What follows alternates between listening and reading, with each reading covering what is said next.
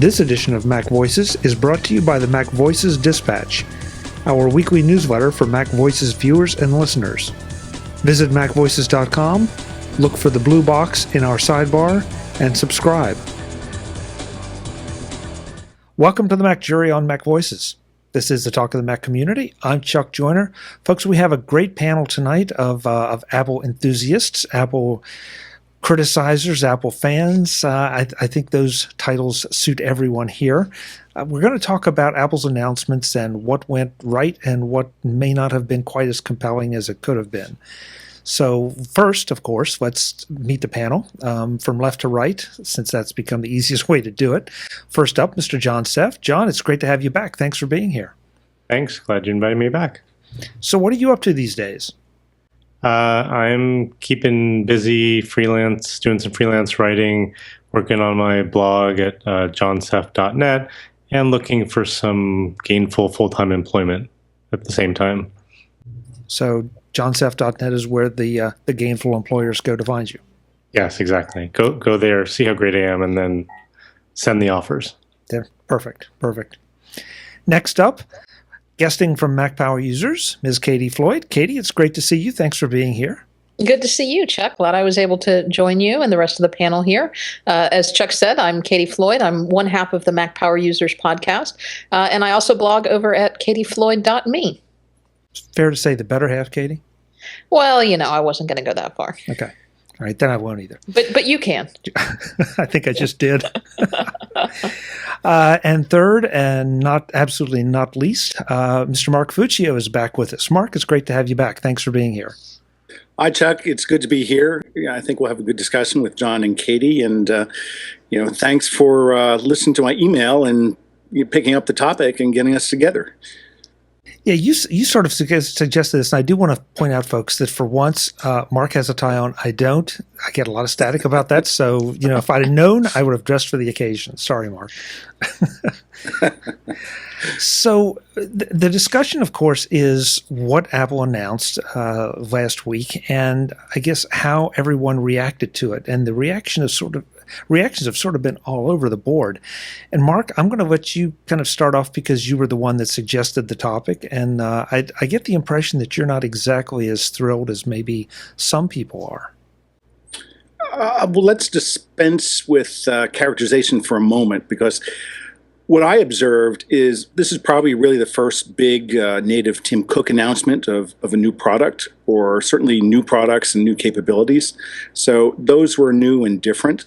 And I observed he seems to have a very different style than Steve Jobs, whereas Steve Jobs would lead with a lot of facts, to get the mind and your intellect involved.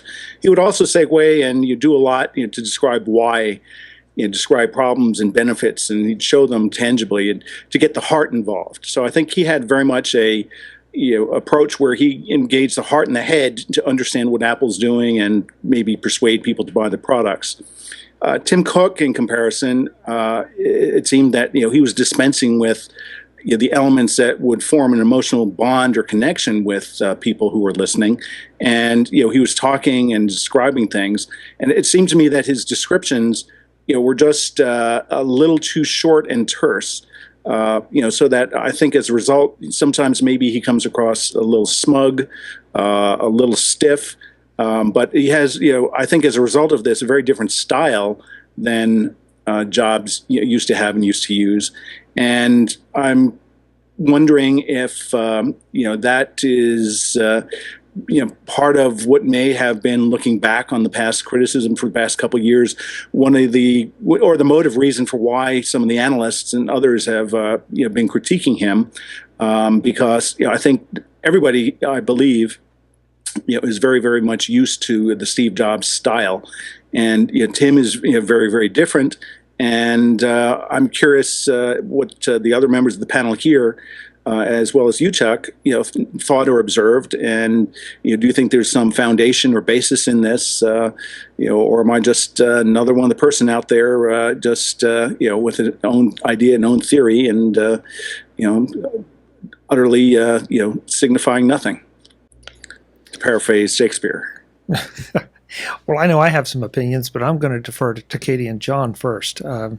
Katie, how do you feel about Tim Cook's method of presentation? Well, I think first, I agree that some of the portions of the presentation could have been presented differently. I think that there were a few things that could have been more clear. I think a few things could have been presented as this is the problem to be solved and this is why you need it. But I've got to disagree with Mark a little bit. This was a very different presentation from what we've seen before. And I think this was Tim Cook's presentation starting to come into his own. I think especially when he was talking about the iWatch and the health and fitness aspects of the iWatch. We know that's an area that Tim Cook is very personally interested in. I think you really started to see Tim Cook come out and get excited about something. He is not the showman. He is not Steve Jobs. And I think if he came on stage and tried to be Steve Jobs, that he would get no end of criticism for that. And I really think it would be doing a disservice for him to come on stage and try to be the showman for Apple and try to emulate Steve Jobs. He's got to do this his own way. He's got to be his own person and not emulate Steve. Although I will say that I was sitting in my living room by myself applauding when the "One More Thing" line came up. And I thought that he did that in such a respectful way, nodding back. And, I think the crowd kind of went wild and agreed in an appropriate way. Yeah, to follow up on what Katie said about the "One More Thing," it struck me a little odd because that actually happened, I think, an hour in. So, it started about 10 o'clock and 11 o'clock. They had gone through everything with the iPhone 6. And then he did, and there's one more thing. And that was the second half of the presentation. And I found that actually kind of weird. It seemed like it wasn't one more thing. It was, here's the first half and the second half. And usually it's, here's the presentation, and then the one more thing is at the very end. And in this case, the one more thing would have been the U2 bit, which watching that, you could definitely tell that Tim Cook is no Steve Jobs, because the interaction and the banter there was painful to watch. Even at home in my living room, with my bad connection and Mandarin overdub while watching the whole keynote, that part was especially painful to watch. You said it. Tim is not Steve, and that's fine. And I think that you could tell Tim Cook has been working on his stage presence, but he doesn't have. He's kind of like me. I think he doesn't have a big emotional range. And I tend to be very flat talking and monotone. It's really hard for me to, kind of pump it up when I have to do things. And I think it's difficult for Tim too to really be, I don't know if emotional is the right word, but to really show that range. And, they did do stuff with the commercials. I think the advertisements they show are a very big part of trying to connect it and, who wants this, who could use this product, how it fits into the bigger area. And Tim is really big on talking about, these are the best products. We don't make products just to sell products. We make products because we want to make the best products in the world. And whether you believe that or not, he does a fairly convincing job, I think, of selling that, even if he's not the showman that Steve Jobs was. And of course, Mark and I had a couple back and forths on this before we scheduled this show. I don't know. The one more thing inevitably invites us to say, there's a Steve Jobs thing. But I guess I approach it as a very neutral kind of thing. I'm not looking back at the way Steve did it. I'm looking at just the way Tim does it, and the Apple presentation of today. And I think it's been interesting that this was a lot more of the Tim Cook show and a lot less of a whole team of presenters. And if you look back at like WWDC, you saw, Craig Federighi. You look back a little farther and you see Eddie Q taking a lot more of a dominant position. So it to me, it's a message that Apple is a lot of different faces and a lot of different people. And this was Tim's time, whether he chose that, whether it just happened to, to make sense for him to introduce these products. I also think we're overlooking a little bit the Johnny Ive presence. Who is, obviously there in video for whatever reason. They seem that seems to deliver best for them. He's trapped in that white room all the time. Yeah. Let him out. Yeah, I think Johnny's probably made it clear that he is not going to come up on stage and do that, and this is the next best thing. That if Johnny's not, he did give a few interviews that I've seen after the keynote. One specifically to ABC, which is available on the Apple TV. Interestingly enough, because the ABC News app is on the Apple TV. Funny how that happens. But Johnny did give an interview to ABC, and he did okay with that. But he certainly doesn't have the presence that even Tim Cook has, or any of those, but he does great on those videos. So this is, and so many of these products are really Eddie's products are really Johnny's products that he's done, the concepting and the design on. So I think they wanted to include him in some way. The videos seem to be getting almost a little bit much, the 10-minute narrated Shawnee Vibe videos, though. So I think those things are stylized. Again, they're part of the appeal to the mind.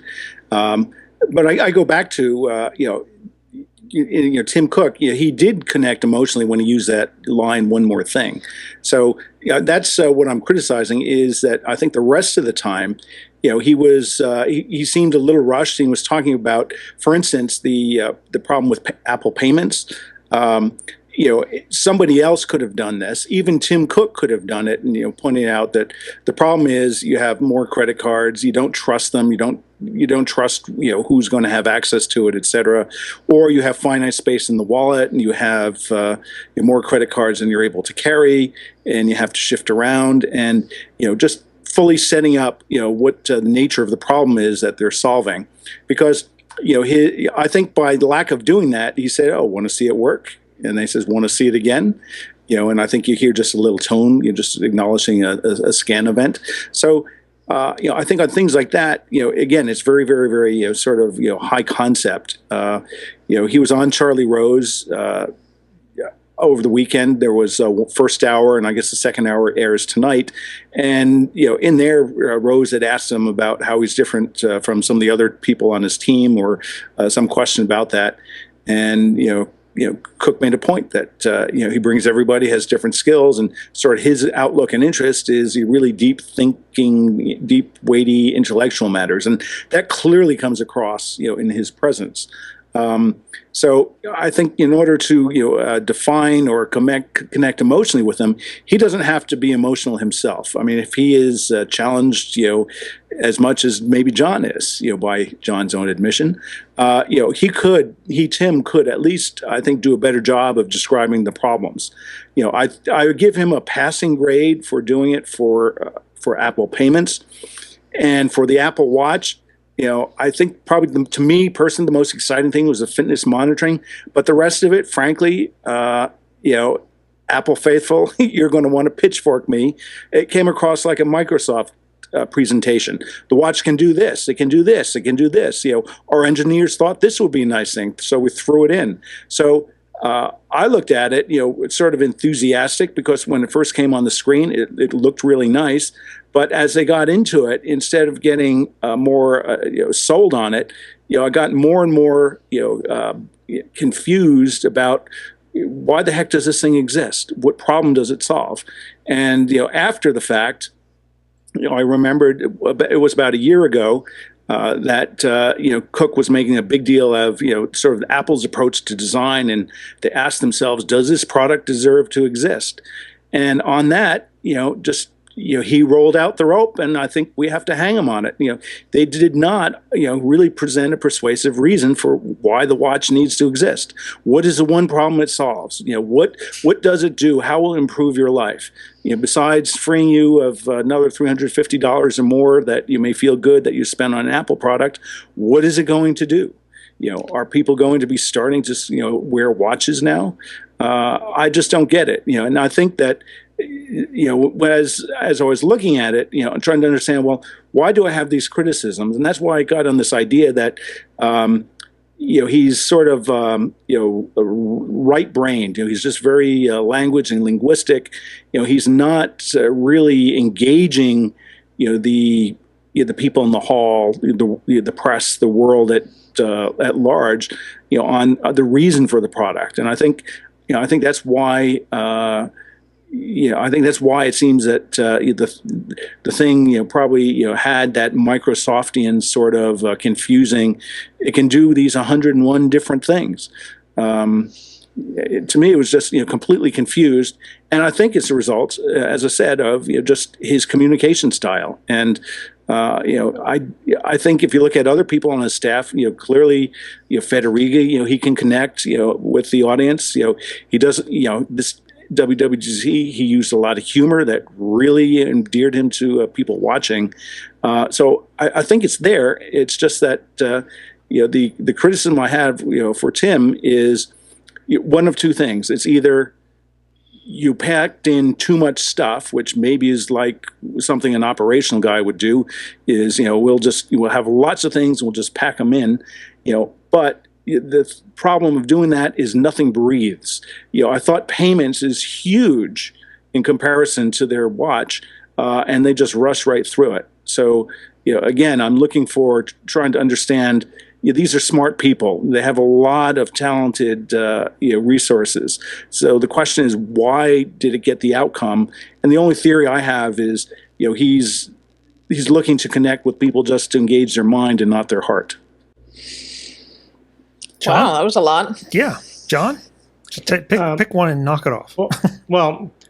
So I feel like, I agree with you in some respects, Mark, and I feel like maybe one of the problems was that the Apple Watch wasn't ready to announce. The product isn't ready. So why announce it? Well, I think they had to announce it because the iPhone itself isn't big enough. It's big. That's all it is. It's bigger and a little bit better, but it's huge. And so the iPhone itself, I feel like, isn't enough for that particular event. And the big thing, like you were saying, Apple Pay is huge, but Apple Pay that's relegated to just the new iPhones is not that big of a deal. They had to tie it in with the phone, with the Apple Watch, and the Apple Watch brings Apple Pay to the iPhone 5 line. Is it really that big? 5S. Well, it's a huge deal for them, and it's a huge deal, I think, for the industry. And but just I feel like the watch, it's not quite fully cooked, if you'll forgive the pun. Sure. And they couldn't talk about things like battery life because they haven't figured it out yet. They couldn't talk about all the pricing because they don't know it yet. They can't talk about ship dates because they don't have them yet. And recently, a bunch of other companies rushed out. Well, no, it sounds like Samsung and some of these hastily thrown together press announcements before the Apple event saying, "Oh, we've got this new version of this coming out and this coming out. We don't have pricing or ship dates, but we have it coming out." And these things only happened because Apple had an event and they knew they had to get in front of it, even if it made them look kind of silly. And whether or not the Apple Watch is a good product or a good idea, I'll leave that at the side right now. I'm not interested in buying one because I have a watch and I'm not looking for a watch from Apple. I'm looking for, right now I've got a fuel band, Nike fuel band. And if Apple could do something like that could coexist with my real watch. I actually, I'm a tech guy, but I actually like a low tech watch that I can wear every day and will last me. I can give it to my kids because it'll last for generations. And like most pieces of technology, an Apple Watch will last a couple of years, and then you're going to recycle it or trade it in or give it to someone else to try it out. So what I wanted was something more that's akin to what I already have, which is a device that can do fitness tracking and health and pack in the sensors and integrate with my iPhone well, and done in an Apple sort of way. But right. So I think I think that could be a great reason for the device because, I think everyone would like better, whatever their fitness condition is, would like something that better is able, to monitor and allow them, to track or communicate, with, health providers or, their own in-home equipment and things. So I think that would be great, just to build up that one thing. So again, I think the idea that, just packing it with so many things, nothing breathed, nothing really was able to develop. And that's why I think we're looking back on it and, we're just criticizing. Look at all the icons, all the potential apps running on that. So it was totally confusing, because I go back to, John, maybe where you started, which is, okay, if maybe Apple Pay isn't coupled with the Apple Watch, but really, if it only works in conjunction with with the phone, does that mean you're going to have the phone? So, how much difficulty is it, to swipe your wrist versus, sticking a phone to the scanner? So I think, I understand, that, there are a lot of reasons people want, a phone, instead of, want a watch for notification, et cetera, instead of a phone. But I don't think they proved the case, because they really didn't dive into anything. It would seem like it was bloggers in Q&A and the hands-on that were able to, tease out some of these other informations, which again goes back to the presentation. They had a wasted opportunity. Well, just follow up on one quick thing, and then I'll shut up and I'll let Katie talk. What Mark was saying about several things, but the thing I was saying about it being too early, it also brings to mind, what Apple does is Apple studies the market. They wait, MP3 players were out for a while, then they came out with the iPod. Smartphones were out for a while, they came out with the iPhone. They've done this time and time again. Smartwatches haven't been out that long. Smartwatches aren't very good, and I don't feel the market is really there enough that Apple needs to step in and do its thing. They could wait another year and really knock it out of the park. That's the other part of where I think Apple came in too early, is I think they didn't need to do this step now. So now I'll step aside. Great. Yeah, Mark addressed a lot of things in there, and I want to touch on a few. I mean, Mark, I feel like you're giving the impression that this event was just a total, utter, and complete failure. And let's keep in mind that, Apple just announced record-busting 24-hour overnight pre-sales of the iPhone 6. So, maybe they would have done that regardless of whether they had an event or not. But, surely there was some success out of here. And, I think that it's improper to put any blame that you have regarding this event completely on the feet of Tim Cook. I mean, in terms of stage time, he was a fairly small part of it. I mean, certainly you could say the bulk ultimately stops with him because he's the CEO. But I will agree with you on a couple of things. One is I really thought there was a missed opportunity with Apple Pay because that to me is an extremely important announcement.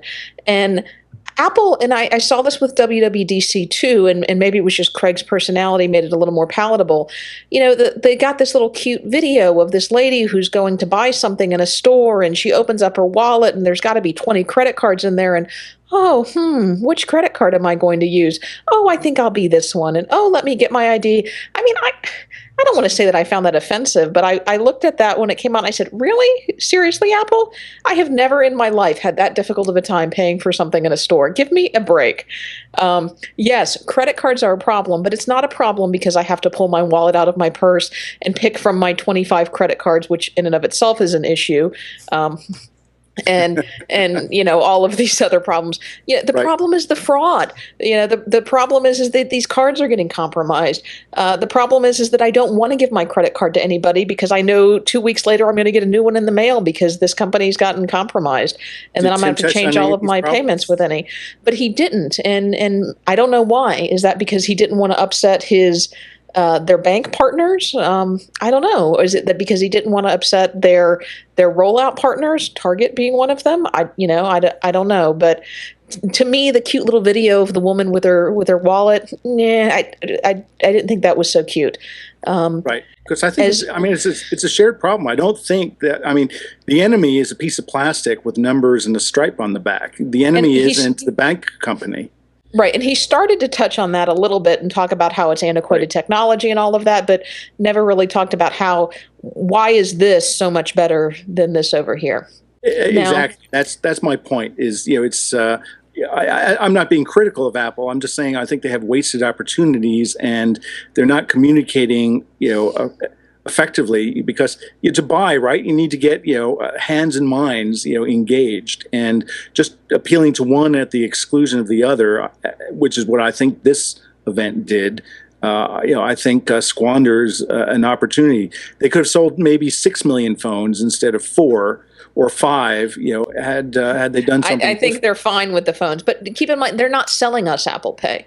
We've already got Apple Pay when we get an iPhone 6 and a 6 Plus. What they're really they're really selling it to the banks and to their business partners. So maybe we're not the customers for Apple Pay because we're already going to buy the phones.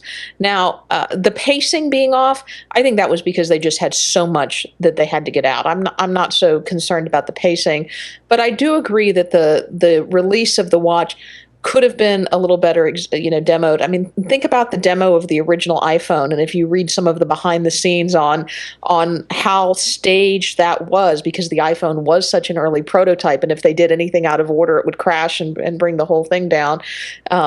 But that's what I would have liked to have seen is a demo of the watch, more like we saw a demo of the original iPhone. Keep in mind that was 6 months before ship as well, walking us through how that worked and what problems it solved. Because remember, when the original iPhone came out, we weren't sure that we all needed a smartphone either, and Apple managed to convince us in droves and lines around buildings.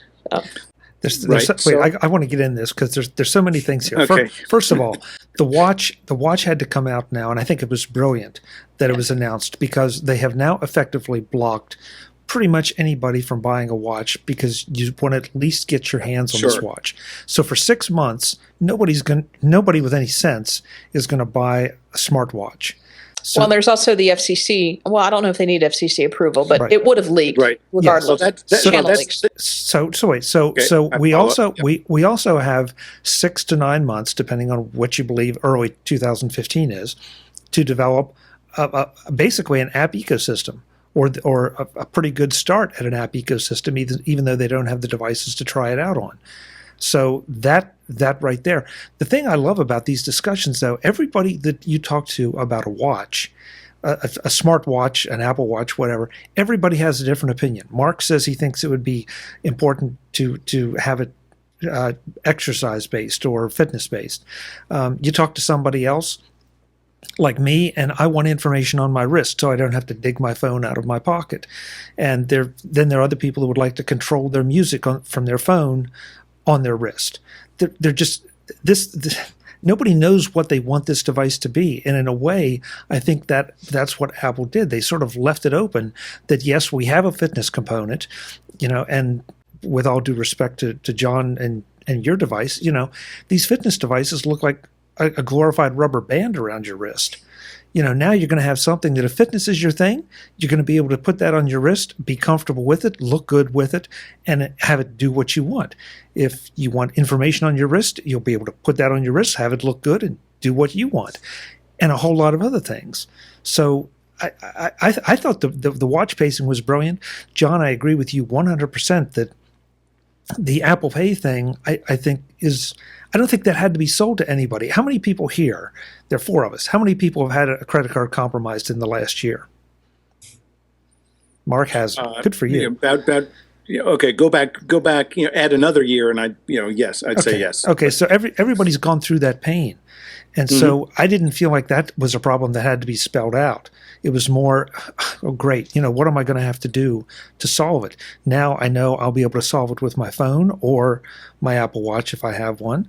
So I thought that part of the presentation, if anything, it would not have benefited from spelling it out. And Katie, I'm with you. I think the ad just sort of missed it. I love the part where, he did it, and then he said, "You want to see it again?" That's it. I thought I could see Jobs delivering that same kind of thing. It's just that simple. It's that easy. It's that quick. Right. So I would. One thing that's come up, in some of the other MacJuries that I've been on this year is the idea that Apple is looking. Apple's big growth is going to come from converting Android users over. So clearly, maybe larger phones in the 6 and 6 Plus is one reason for that. But again, I would say that just digging in and really selling the benefits of Apple Pay, not to us, not card carrying Apple members and Apple fans, but to people like my wife or others who they have the other devices, but are not particularly attached and locked into them. So I think. Again, that's why I think that it's important for Apple to connect both heart and mind and not just target the faithful of their user base, because these keynotes do get much more attention for a long time. So again, I go back to thinking that okay, I've noticed there's a different style, and I think the ramification of the style is I think they're losing opportunities to convert other people out there. Jon, go back for a second to your comment that you didn't think that the iPhone 6 was a big enough announcement for this event by itself. Is that really the case? You think it was just a bigger phone and better camera, and that was pretty much it? Well, I mean, the bigger phone is an issue. It's an area where Apple obviously was lacking. They're looking for continued growth. For some reason, people want these huge phablet type of devices. I don't. I mean, I have an iPad Mini, and I don't want a phone that's almost the same size as that. But at the same time, my iPhone 5 is 2 years old, and so I ordered an iPhone 6, not the 6 Plus, because I could deal with a little bit larger. That's fine. Maybe it'll be a little bit better. But they showed off the numbers for the A8 chip. I think it is in there, and they said it's very modest, the speed gains.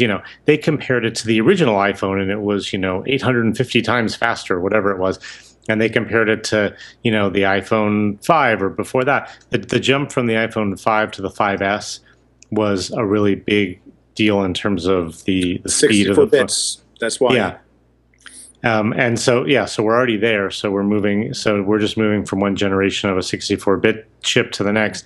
And so the speed gains are not something that, necessarily you're going to notice between a 5S and a 6. But coming from a 5 or a 4S, you will notice a big difference. So, maybe it's it's targeted more towards the people who are upgrading from 2 generations ago, or the people that want the bigger phone or coming over from Android or things like that. But one of the things I'm really excited about is to get Touch ID finally on my phone, because I don't have that, and I hate entering my password and unlocking it every time. So that, for me, the Touch ID, the better cameras, because again, I'm coming from 2 generations ago. And the other thing that I'm really excited about was the fact that with God, I just lost it. Wow, I feel like Rick Perry during that debate.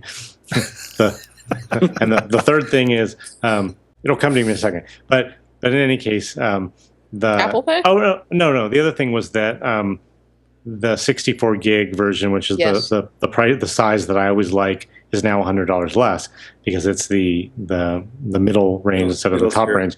Yeah. So the $299 price point for that is actually really appealing. And especially because I'm a firm believer in Apple Care Plus for these portable devices, because of how easily I drop them, or my kids knock them off counters or things like that. And having had a shattered iPhone screen and one that fell into water, I'm happy to put that extra $100 towards Apple Care Plus instead of having to pay for it for the phone. So, I mean, I'm excited about getting a new phone. I'm excited about a bunch of the things that are in it, but it just kind of felt like, the biggest deal was really the new sizes, the Apple Pay, and then the integration with Apple Watch. But without the integration with the Apple Watch, it's not enough. Without Apple Pay, it's not enough. Otherwise, so it's just a bigger phone that's got a few tweaks to it. So that's why I didn't feel like Apple could do an event that was just for the iPhone 6 and Plus. Katie, I'm kind of fascinated on Apple Pay that so little attention has been given to what I think is such an obvious fact, and Mark and Jon are about to find out how nice it is, and that is the Touch ID. That with Apple Pay, whether it's with phone or eventually with iWatch, Apple Watch. Darn, I blew it. You don't have any numbers. You don't have any code. You don't have anything. You're going to authenticate by your finger, and I think that is a huge thing. If there was any message missed, I think that was the one that they should have touted a lot longer and louder. Yeah, and a little bit, especially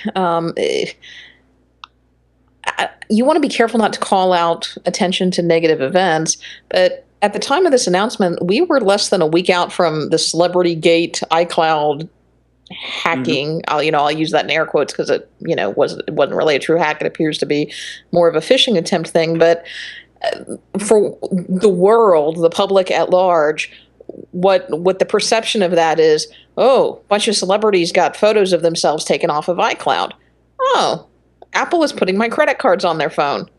And I realize, that one has nothing to do with the other, but somehow I think Apple needed to get the security message across a little bit stronger and a little bit louder and a little bit clearer, perhaps not necessarily outwardly addressing the iCloud issues, but maybe paying attention or focusing a little bit on the security. And they did. They said, Apple doesn't know what you buy. Apple doesn't know where you bought it. Apple doesn't know what you spent and things like that. But let's stay on that point for a little bit longer. Let's talk about that. Let's talk about the fact that Apple, who has your credit card number? Let's talk about where those credit card numbers are stored. Let's talk a minute. And Tim Cook actually talked about this in the Charlie Rose interview about how education of the consumer is so important and how they're going to be taking steps in the future to educate the consumer. Well, this is one of your biggest platforms of the year. Let's take 5 minutes here to educate the consumer about some of the security measures that are involved here.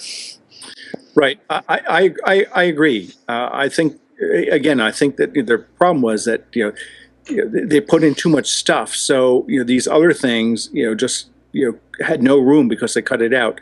I would go back to a comment John made because I suppose on my vendor side, I don't understand the sort of expectation of, well, we have to announce this or that or the other thing.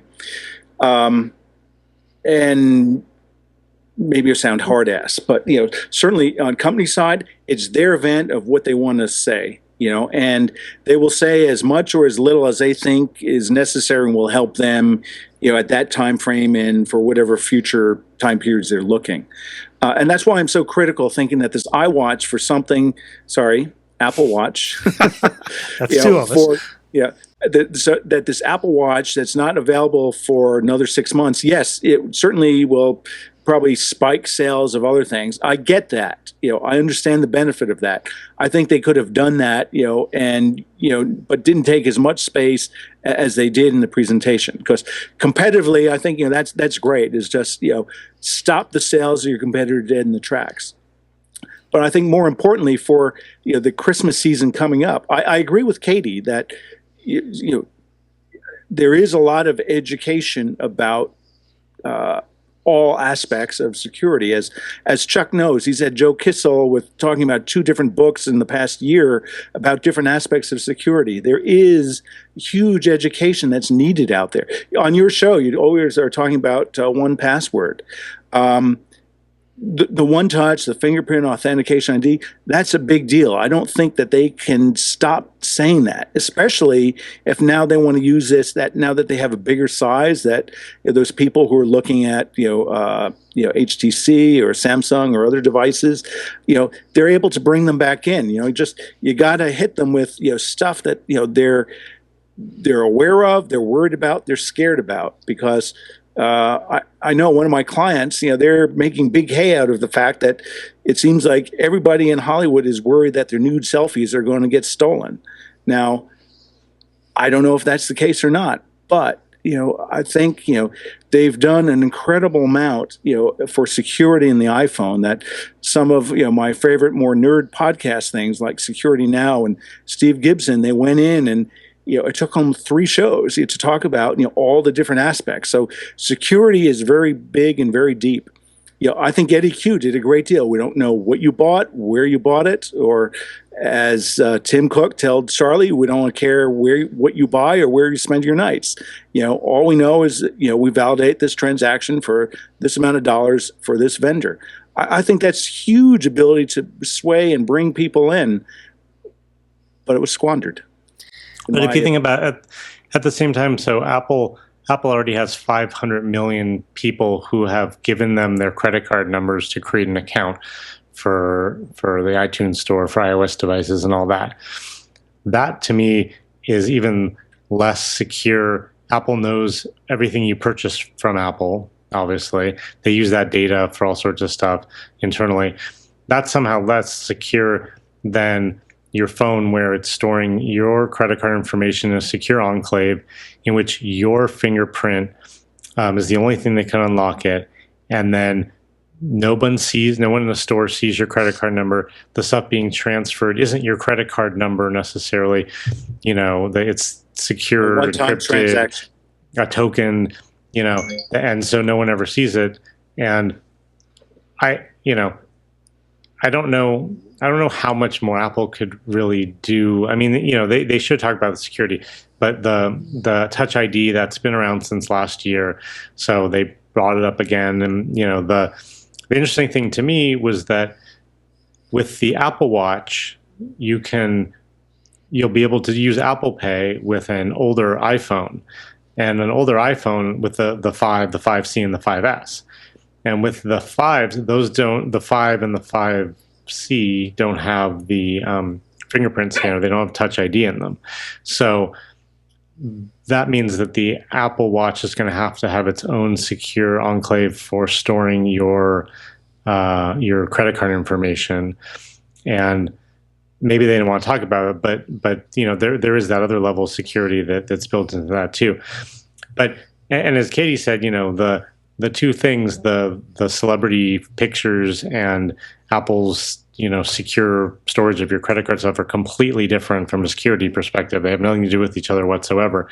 And Apple's MO has always been that if it can avoid talking about something, it'll steer the conversation away. And there's no way that Apple would have wanted to bring up that event and that, what happened there, and try to contrast that with what they're doing. Because then they're saying, well, one thing we have is open to human error and not that secure, but this is better.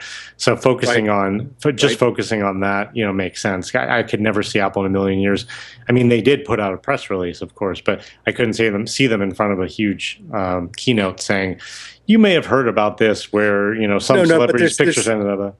Nor did I expect them to, just to be clear. Oh, no. But I just thought that was all the more reason for them to focus on the security aspect. Exactly. By talking about these things, people will connect the dots if they draw the right dot pattern. So they don't need to bring it up. They could raise and they could talk about security, and they could talk about, well, how this links to maybe security with iCloud. So there's all sorts of stories that they could create and things that they could talk about.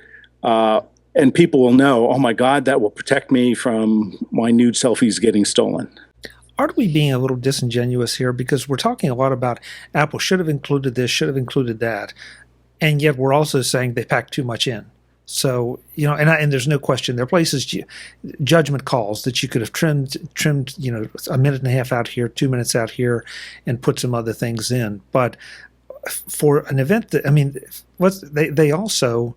they could have skipped over U2. That would have given them some more time, but that was a big thing. And I think they're still, in there pitching with the music industry. What else could you have cut out? They cut out all the obligatory review of Apple stores and all of that up front, and they were roundly praised for that. They went right for it. It was still a very packed event. And yet we're saying, oh, you should have done this, you should have done that. And one other point I want to make, too, and sort of off to the side about the nude selfie thing, this is not the place, I don't think, to educate the public on hacking versus phishing. And they're two very different things. There is a time and a place to do that. But you're also in the position of Apple having to say, it wasn't our fault, it was your fault, people, for, being stupid about giving away your information. Well, they couldn't do that either. Right. Well, the way I would think about that is, if I were architecting it, I would have, eliminated, everything about the Apple Watch, and that would have freed up an hour. Then I would have built up a little bit more about the different elements of the thing, and maybe take the keynote to like 90 minutes. I think WWDC at 2 hours, this one at 2 hours.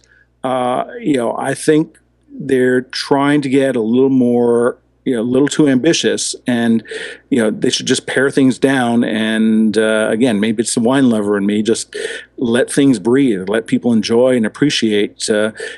Talk about, because last year, I mean, I haven't looked at it. I just saw that one time, but I have all these vivid memories about all the things the iPhone 5S was doing, in terms of photography, all powered by by having a 64-bit processor. They could have taken a couple more minutes. They talked about all the slow-mo, and people really talked about it, and that caught some people's attention. But again, I think that's something that people seeing that would allow them to connect emotionally with the audience, because saying, oh well, we do 120 or 240 slow-mo slow motion video capture, that just doesn't connect with people. I think they showed something. They should have, in addition to that one little clip they showed, maybe show some other things. Well, why is this useful in your daily life? Oh, you're going out and you're seeing your son's basketball game. Those would by demonstration, again, I think we really connect emotionally with people in the audience of why you need to have this, or maybe when your Android device comes up, you should maybe consider switching. I'm not saying make it more, make it longer. That's what their former CEO, who said, Apple is like a boat. It's leaking and everyone is rowing in a different direction, and my job is to make it run. Everyone row in the same direction. That's the wrong thing. Fewer themes. Make it thematically simpler, but have everything reinforce and connect with each other. Katie, have we at a point where these devices are so diverse and they mean so many different things to so many different people that that's part of the problem? I mean, because I think some of Mark's, I don't agree with everything Mark said, but I think some of his points are well taken too. That depending on what you're interested in, you were looking for maybe more information on that, and they were on to something else, because there's so many things that these devices can do. Yeah, I mean, that can be. I don't believe that. I mean, Apple didn't have a choice but to talk about the Apple Watch at this point. I mean, the expectations were just too high, and had they not, they just would have gotten slammed. There were a lot of things that we didn't see a lot in this keynote. We didn't get an iOS update. I mean, we've had entire keynotes, and they've been more 90-minute keynotes rather than 2-hour keynotes, that have been, here's the new iPhone, and here's an update with iOS, and it's shipping next week. In fact, that's what the last few iOS and iPhone related keynotes have been, and people have been perfectly happy, and it's been fine, and you've been able to spend a little bit longer time on those. There was a ton that Apple had to go over. So yeah, the pacing was off, but I can't blame them for that, because they had so much to do, and by all accounts, we're going to get another event in October that's going to cover who knows what, probably iPads and something else. They're bringing back the iPod Classic, I've heard. It's dead. Just let it go. Just let it go. Touch wheels. Well, I tell you, we're heading down the home stretch on this, but so I'm going to go around the room and ask everyone to grade this event on a 1 to 5, 5 being the best. How would you grade it overall, and not in particular areas, but just as an overall event? John? Can we use pluses and minuses, or are we just stuck on? Half stars. You're welcome to use decibels, yes. Yeah. I'll give it a 3.5 or a 4 if we're sticking with whole numbers. I mean, Apple did what it needed to do here. They had an event. They introduced new products. Anyone who tried to order a new iPhone last week, like I did at 12:30 at night, knows how busy, how so many people were trying to order the thing, how Apple clearly has still got it, and how the backlog is now spreading into the week, several weeks, and eBay people are salivating over how much they're going to sell phones for. So Apple did its job there. They had to announce the watch with it, because everyone already knew there was a watch. It was just a question of what it was going to be. The iPay stuff was cool, and I think as Mark was saying, one of the most important parts of this, is the Apple Pay. And so, I mean, all in all, yeah, it could have been tighter. They could have cut U2 and not given everyone an album on their iTunes account. But generally speaking, Apple did what it needed to do here. So, can't give it a 5, but a 4 is definitely in the ballpark. Katie? Yeah, I think I have to agree. I would also give it a very solid 4. We can sit here and we can nitpick it to death, and all of this Monday morning, or in this case Monday evening, quarterbacking that we're doing is fun, but it was a heck of an event. And Apple has sold a ton of iPhone 6s, and they're going to sell even more. I think Apple Pay has got the best shot of any of these types of services that we've ever had at being successful. And the iWatch is a new product. I think the curve that you're going to see on the iWatch is much like the curve that we saw on the iPod when it was initially released. This is a Gen 1 product, and there's a lot of uncertainty around it. But I think they did what they needed to do. They got their message out. And more importantly, whether you like it or not, I think you saw Tim Cook start to come into his own a little bit. And I think that's important for Apple. Mark? Oh, I give him a 3. And, I give him a 3 for content, and, if we were to talk about some of the other, technical difficulties, I'd give him a lower grade, but, stuff happens. So, it came on track after about, 20 or 30 minutes. But, I think, for me, more importantly, message wise, I think that, too much stuff, and they confuse people. And I think the ultimate Jobsian thing would have just thrown stuff out and just boiled down this sauce a little bit more to intensify its flavor and its appeal. He would have thrown stuff out physically at people in the audience. So, well, that would be okay too. And God help them if he had gotten word of the Mandarin on the audio stream. Well, yeah. Again, unfortunately, it was a different venue they had never used before, so I don't want to criticize them too much. Stuff happened. I'm sure everyone was panicked, but it took them like maybe 20 minutes, which is a long 20 minutes for us watching it. But I'm much more thinking that they're wasting an opportunity to broaden their appeal, and time will tell. I've got to go with John and Katie. I give it a 4, and I guess maybe out of enthusiasm for what I saw. Sure, I would have liked more details on everything, but at the end of the day, I feel like there's a lot of promise in the Apple Watch. I think there's a huge amount of promise in Apple Pay and the iPhone. John, for me, it was 3 a.m. when I was ordering my iPhone 6. So what does that tell you? That you're on the East Coast? And also, I was right there with you, Chuck. And also very sleep deprived. Yeah, it was kind of interesting to see all of the regulars on Twitter. It's like, okay, what time is it in your time zone? And just one other thing, I actually wasn't planning on getting up to order it because after this one I kind of felt like in the morning I think there'll still be phones. I didn't get that feeling like this one's going to knock it out of the park. And I woke up at 12:30 and I looked at the clock and I was like, well, I'm awake. I'm just going to go and do it. And then the community aspect kicked in with Twitter and all that stuff, and I got to order my phone and glowed a little bit. But I was actually surprised. I was kind of thinking, man, this year, you know what? I'm going to sleep in and take care of it. And I'm glad I woke up. So, yeah. Well, guys, thank you so much for serving on this edition of the MacJury. I think this may be a hung jury. We've got one. We couldn't all come to a consensus, but that's okay. For me, that's what makes these fun, is when we don't all agree. Sometimes they're more fun that way. So, Jon Seff, thanks for being here. Really appreciate it. We'll do it again soon. Thanks. Good to be here. Katie, it's always a pleasure. Thanks for taking the time before a Mac Power Users taping. Thanks, Chuck. Mark, always a pleasure. We'll continue this discussion later. This was fun. To be continued. Thank you. To be continued. Folks, MacVoices is to be continued. We'll be back with more soon from the best of the Mac community. Until the next time, I'm Chuck Joyner. Thanks for watching.